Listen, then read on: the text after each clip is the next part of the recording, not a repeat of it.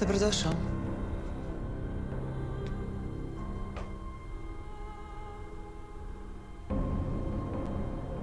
Hvala ti.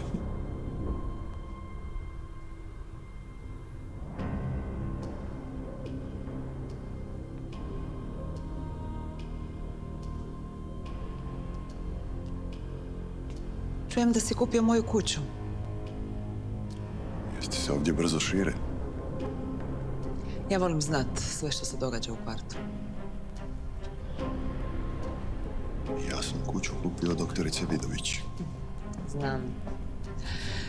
Duga i komplicirana priča. U svakom slučaju ta kuća je prvo bila moja.